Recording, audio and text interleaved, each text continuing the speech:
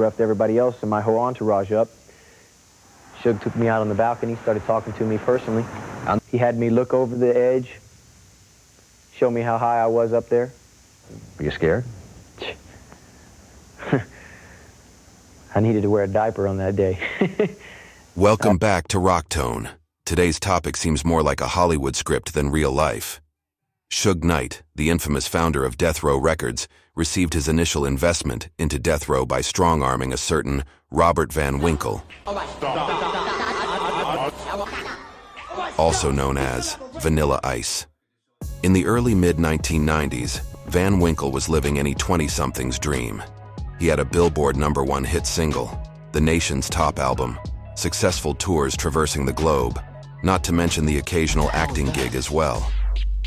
Drop that zero and get with the hero. Such a lifestyle will most certainly attract many different types of people.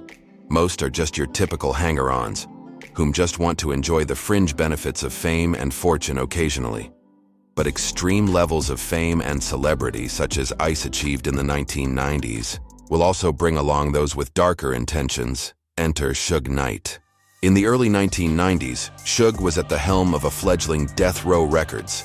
Without any major releases or consistent sources of income, Suge knew that he was in dire need of startup capital. The thing is, you just don't go join the line at Staples to receive your multi-million-dollar business investment, especially when your business strategy is to release hip-hop albums specializing in the West Coast gangster rap genre. Let's face it, your 48-year-old Caucasian loan officer would not see the future value in that. This is where Suge Knight's ambitious entrepreneurial spirit came into full display, in the gritty and quite often cold-hearted music industry. Sometimes the most unconventional and cold-blooded methods pave the way to success, which creates our segue into Vanilla Ice, Suge Knight, and Mario Johnson, and how they each were involved with the formation, or more so, funding, of Death Row Records. Ice's ascension into the stratosphere during the early 90s also coincides with Suge Knight's meeting and acquaintance with Mario Johnson, aka Chocolate. Well, who is Chocolate? Chocolate is the link that brings Suge Knight and Vanilla Ice into acquaintance. Knight was managing Chocolate in the early 90s, when one day he informed Knight that Ice Ice Baby included his lyrics. Ice and Chocolate had become acquainted while being active in the Dallas, Texas hip-hop scene. Chocolate was close with Ice's DJ and producer Earthquake. Chocolate would also open for Ice at a club called City Lights, coincidentally owned by Ice's manager Tommy Kwan. Upon Knight learning this, he and Chocolate paid a visit to music executive and attorney Virgil Roberts, in the hopes of getting help in establishing writing credits for the hit single. Initially, Chocolate attempts to provide Virgil with documents proving that he wrote the original lyrics to the song. But anyone with a pen, paper, and the liner notes to Ice's album could make the same claim, so no go. So Suge and Chocolate decide to come back with something a little more convincing.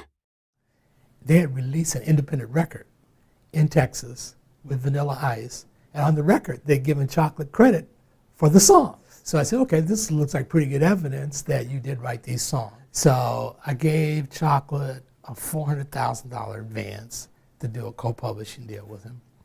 And Suge was the manager, and he was getting, I think, 25%. That was the most money he had made in his life. Right. This is where the storylines begin to blur, and the different accounts begin to come into play. With Ice stating that Mario Johnson never had any involvement into the writing of Ice Ice Baby. Mario Lavelle Johnson. His name is listed. That's the guy that Suge Knight brought over there that was an acquaintance of mine that had nothing to do with that song. You signed over the rights? Signed over the rights to him so that Suge and them could get paid for it. So Mario Lavelle Johnson didn't write that song? No way. And Chocolate claiming the exact opposite of what Ice reported. He said he wrote Ice Ice Baby at 16. He didn't write no parts of that song.